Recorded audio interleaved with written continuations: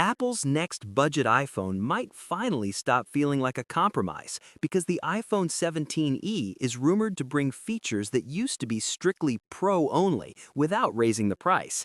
And if even half of these leaks are accurate, this could quietly become one of the most important iPhones Apple releases in 2026. Before we jump in, make sure to subscribe to the channel and hit that like button. It really helps me keep bringing you more tech breakdowns like this one. So why does the iPhone 17e matter? Simple. Apple's mid-range iPhones are for people who want a real iPhone experience, not last year's leftovers. The iPhone 16e was solid, but it felt dated the moment you picked it up. The notch, the slow wireless charging, no MagSafe, it reminded you constantly that you bought the cheaper model. The iPhone 17e looks like Apple is trying to change that narrative. Let's start with the biggest visual change. The notch may finally be gone. Most rumors suggest the iPhone 17e will switch to a Dynamic Island design, similar to what we've seen since the iPhone 14 Pro and later brought to the iPhone 15. That alone would make the phone feel instantly modern. The display itself is expected to stay at 6.1 inches with OLED technology and a 60 Hz refresh rate, so no Pro motion here.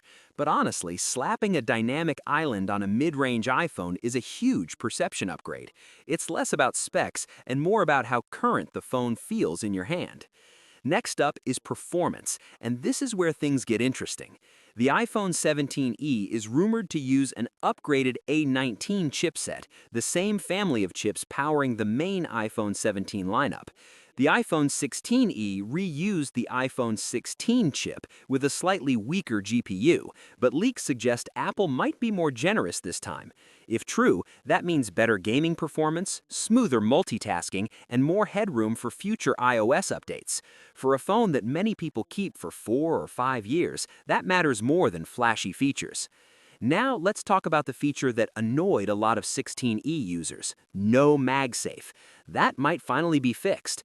The iPhone 17e is rumored to include MagSafe magnets and proper magnetic wireless charging, with speeds jumping to around 20 or even 25 watts.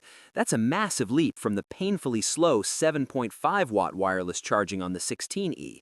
And MagSafe isn't just about charging, it unlocks an entire ecosystem of accessories: wallets, stands, power banks, car mounts. For a mid-range iPhone, this is a big quality of life upgrade. The selfie camera may also get a meaningful boost.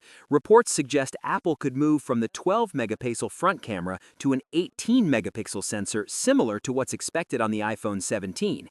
On top of that, center stage support could arrive as well. That means better group selfies, smarter framing during video calls, and more flexibility when recording content. This is the kind of upgrade you actually notice every day, especially if you live on FaceTime or shoot a lot of social media content. Connectivity is another area Apple seems focused on. The iPhone 17e is rumored to use Apple's own C1X modem instead of Qualcomm's. Compared to the original C1, the C1X is reportedly twice as fast, offers better upload speeds, and uses up to 30% less power. The trade-off is still no 5G millimeter wave support, but for most people outside a few major cities, that won't be a deal breaker.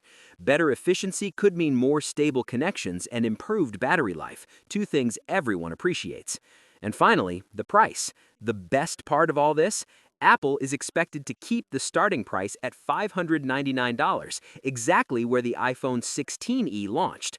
Storage options should remain the same too: 128, 256, and 512 gigabyte. If that holds true, the iPhone 17e would be the cheapest new iPhone you can buy, but no longer the one that feels obviously cut down. Personally, this feels like Apple finally taking its mid-range lineup seriously. If the Dynamic Island, MagSafe, and A19 chip all make it into the final product, the iPhone 17e won't just be good for the price, it'll be good, period. And for a lot of people, that might be more than enough reason to skip the Pro models entirely. What's your thoughts on this? Let me know in the comments section. See you in the next video. Take care.